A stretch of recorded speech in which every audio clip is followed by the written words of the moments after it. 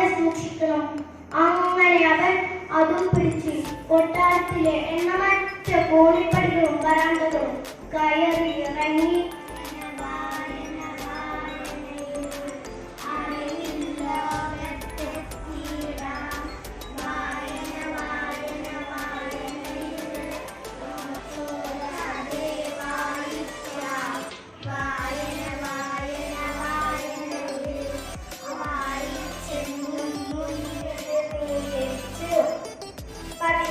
കവിതകൾ, അമാവാസികൾ തുടങ്ങിയവ അദ്ദേഹത്തിന്റെ കവിത സമാഹാരങ്ങളായിട്ടുണ്ട്.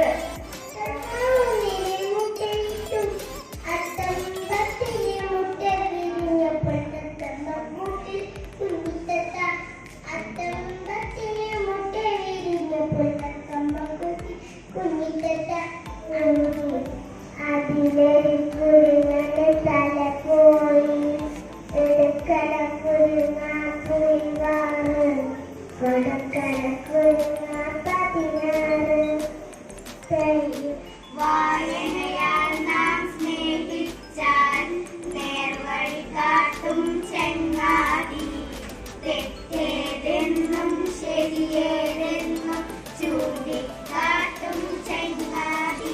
പണ്ട് ഒരിക്കൽ ഒരു ഗ്രാമത്തിൽ ഒരു കുരങ്ങൻ ഉണ്ടായിരുന്നു. ആ കുരങ്ങൻ മരത്തുമ്മേ ചാടി ചാടി നടക്കുകയായിരുന്നു. അപ്പോഴാണ് രണ്ടു കിളികൾ പറന്നു വന്നത്. അപ്പോ കുരങ്ങൻ അവരെ മുന്നിൽ കുറച്ച് വന്നപ്പോ മക്കളെ ഒരു അമ്മ വന്നു, കഥകൾ കളിക്കുന്നു.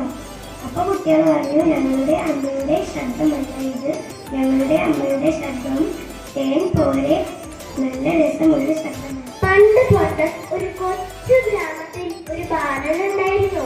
ബാലന്റെ പേരാണ് രാമു. രാമുവിന് ഒരു നേരത്തെ പോലും ഭക്ഷണം കിട്ടാത്ത അവസ്ഥയായിരുന്നു. രാമുവിന് പഠിത്തം എന്താണെന്ന് പോലും അറിയണ്ടായിരുന്നില്ല. അവന്റെ അമ്മ അവരുടെ സ്കൂളിൽ ചേർത്തി.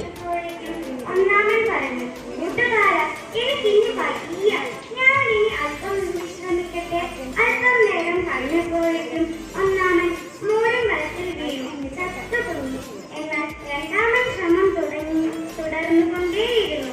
കുറച്ച് കൂടുതൽ സമയത്തിന് സാഹിത്യ അക്കാദമി അവാർഡ്, കേന്ദ്ര സാഹിത്യ അക്കാദമി അവാർഡ്, ഓലപ്പുഴ എന്നിവ ഉൾപ്പെടെ നിരവധി അംഗീകാരങ്ങൾ നേടിയിട്ടുണ്ട്. സ്വതന്ത്ര പത്രപ്രവർത്തകയും മുഴുവൻ സമയം എഴുത്തുകാരിയുമാണ്. ആരാചാർ മീര ഷാദൂർ മുഖവന്റെ മരണം, ഗില്ലറ്റിൻ ഖബർ, മോഹനഞ്ഞ ഓർമ്മയുടെ ഞെരപ്പ് തുടങ്ങിയവ പ്രധാന രചനകൾ.